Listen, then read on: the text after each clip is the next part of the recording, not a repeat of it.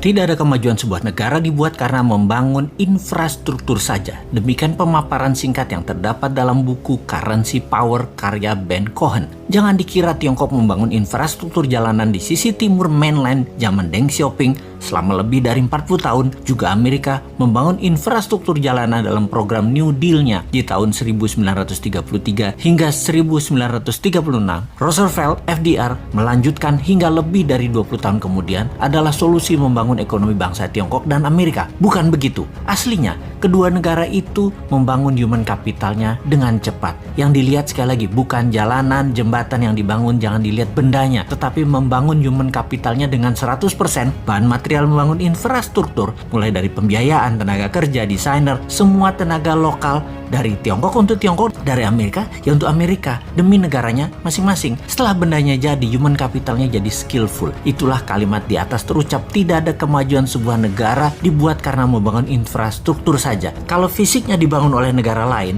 desainnya dibangun oleh negara lain, uangnya oleh negara lain, teknologinya dari negara lain, materialnya dari negara lain, itu membangun apa? Disinilah kita harus memfokuskan di dalam membangun negara ini secara sesungguhnya. Pembelajaran rakyat Tiongkok tidak berhenti di situ, terus berlanjut di mana misalnya di tahun 1980-an ada jutaan orang Tiongkok belajar ke seluruh dunia dan terus dilanjutkan hingga saat ini. Kalau tahun 1933 dan 1936 New Deal-nya Roosevelt terlihat membangun infrastruktur, maka tidak akan sempurna jika dia tidak melakukannya dengan yang namanya Operation Paperclips. Operation Paperclips adalah operasi intelijen dengan codename Paperclips. Ini membawa ilmuwan Jerman lebih dari 1.600 orang untuk pindah ke Amerika sejak tahun 1945 sebelum kejatuhan Nazi hingga 1959. Sampai dua presiden setelah FDR, yaitu sampai Truman dan Eisenhower, Amerika melakukan human kapitalisasi besar-besaran. Yang lokal dikembangkan potensinya maupun yang menghijack dari bangsa lain dengan imbalan uang dan kenyamanan kehidupan yang makmur di Amerika.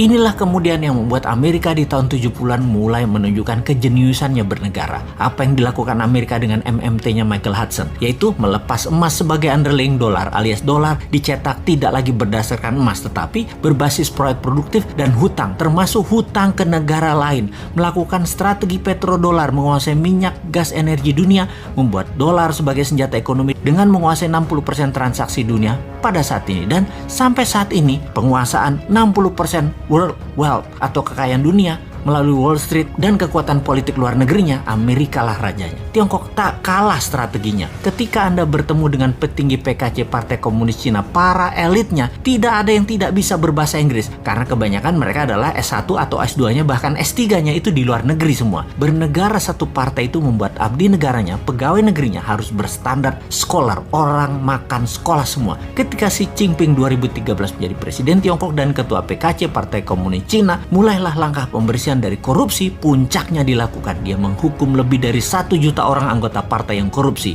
mulai dari yang terkejam menghukum mati pelaku dan mengucilkan keluarganya, sampai hukuman terendah bahwa tervonis korupsi dirinya dan keluarganya yang ada di kartu nama keluarga tidak boleh menggunakan fasilitas negara. Kemudian masuklah manusia-manusia terbaik Tiongkok menjabat. Lalu dia mencanangkan BRI, Belt Road Initiative. Mulailah Tiongkok melakukan ekspansi keluar setelah 40 tahun membangun ke dalam. Kolonialisasi 5.0 berbasis bantuan ekonomi dengan produk Tiongkok, uang Tiongkok, SDM Tiongkok dimulai. Negara yang lemah pemahaman nasionalisme, kuat pragmatis dan beraliran populis, pasti kemakan strategi Tiongkok yang punya strategi yang memang berlawanan dengan kampret Amerika yang pakai jalan preman. Makanya hard power Amerika menjadi terlihat buruk dan soft power Tiongkok tidak terbaca sampai sumber daya alam suatu negara habis. Harusnya kedua negara tersebut, yaitu hard powernya Amerika dan soft powernya Tiongkok, hanya bisa dilawan dengan smart powernya New Mind. Gak seimbang nih perang atau warfare lawan Tiongkok dan Amerika kalau bernegaranya ala old mind yang beraliran populerisme dan tidak terlalu nasionalis, lebih miring ke oligar, ke globalis dan kekuatan besar dunia lainnya. Kalau New Mind ngelawan pasti karena beda bernegaranya. Amerika dan Tiongkok akan respect, bahkan takut.